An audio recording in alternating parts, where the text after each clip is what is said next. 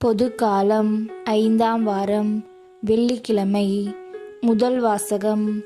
தாவீதின் குடும்பத்திலிருந்து இஸ்ரேல் குலம் பிரிக்கப்பட்டது. அரசர்கள் முதல் நூலிலிருந்து வாசகம்.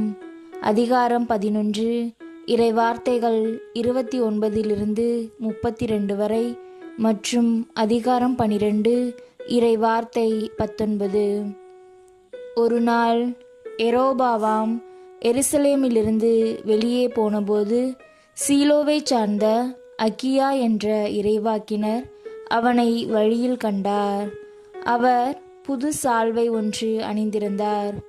இருவரும் வயல்வெளியே தனித்திருந்தனர். அப்பொழுது அகியா தாம் போர்த்தியிருந்த புது சால்வையை எடுத்து அதை 12 துண்டுகளாய் கிழித்தார். பிறகு அவர் யெரொபெயாமை நோக்கி பின்வருமாறு கூறினார்: இவற்றில் 10 துண்டுகளை உனக்கென எடுத்துக்கொள். ஏனெனில் இஸ்ரேலின் கடவுளாகிய ஆண்டவர் உனக்கு இவ்வாறு கூறுகிறார்: இதோ, நான் சாலமோன் கை நின்று அரசை பறித்து 10 குலங்களை உனக்கு அளிக்கப் போகிறேன். ஆயினும் என் ஊழியன் தாவீதை முன்னிட்டும் இஸ்ரேலரின் நகரங்கள் அனைத்திலிருந்தும் நான் தேர்ந்து கொண்ட எருசலேம் நகரை முன்னிட்டும் ஒரு குலம் மட்டும் அவன் கையில் இருக்கும்.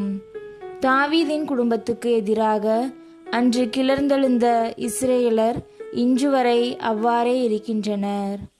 ஆண்டவரின் அருள்வாக்கு. இறைவா, உமக்கு நன்றி. பதிலுரை பாடல். திருப்பாடல் 81. பல்லவி. கடவுளாகிய ஆண்டவர் நானே, நீங்கள் எனக்கு செவி சாய்ப்பீர். உங்களிடையே வேற்று தெய்வம் இருத்தலாகாது. நீங்கள் அந்நிய தெய்வத்தை தொழலாகாது. உங்களை எகிப்து நாட்டினின்று அழைத்து வந்த கடவுளாகிய ஆண்டவர் நானே. பல்லவி. கடவுளாகிய ஆண்டவர் நானே, நீங்கள் எனக்கு செவி சாய்ப்பீர். ஆனால் என் மக்கள் என் குரலுக்கு செவிசாய்க்கவில்லை. இஸ்ரேலர் எனக்கு பணியவில்லை. எனவே அவர்கள் தங்கள் எண்ணங்களின்படியே நடக்குமாறு அவர்களின் கடின இதயங்களிடமும் அவர்களை விட்டுவிட்டேன். பல்லவி. கடவுளாகிய ஆண்டவர் நானே, நீங்கள் எனக்கு செவி சாய்ப்பீர். என் மக்கள் எனக்கு செவி சாய்த்திருந்தால், இஸ்ரேலர் நான் காட்டிய வழியில் நடந்திருந்தால் எவ்வளவோ நலமாயிருந்திருக்கும். நான் விரைவில் அவர்கள் எதிரிகளை அடக்குவேன். என் கை அவர்களின் பகைவருக்கு எதிராக திரும்பும். பல்லவி. கடவுளாகிய ஆண்டவர் நானே, நீங்கள் எனக்கு செவி சாய்ப்பீர். நற்செய்திக்கு முன் வாழ்த்தொலி. அல்லேலூயா, அல்லேலூயா. திருமகனின் சொற்களை எங்கள் மனதில் இருத்தும்படி ஆண்டவரே, எங்கள் இதயத்தை திறந்தருளும். அல்லேலூயா. நற்செய்தி வாசகம். காது கேளாதோர் கேட்கவும், பேச்சற்றோர் பேசவும் ஆண்டவர் செய்கிறார்.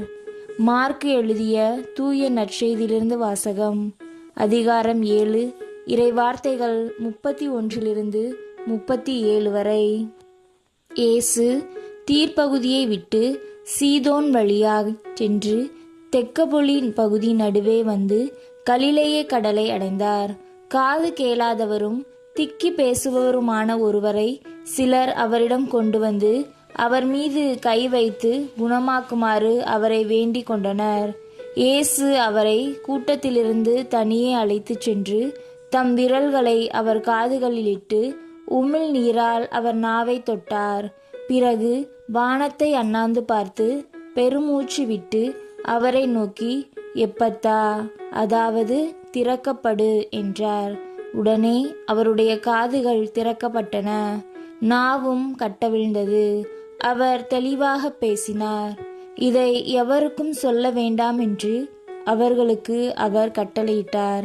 அவரது கட்டளைக்கு நேர்மாறாக இன்னும் மிகுதியாய் அவர்கள் அதை அறிவித்து வந்தார்கள். அவர்கள் அளவு கடந்த வியப்பில் ஆழ்ந்தவர்களாய், இவர் எத்துணை நன்றாக யாவற்றையும் செய்து வருகிறார். காது கேளாதோர் கேட்கவும் பேச்சற்றோர் பேசவும் செய்கிறாரே என்று பேசிக்கொண்டார்கள். ஆண்டவரின் அருள்வாக்கு. இறைவா, உமக்கு நன்றி.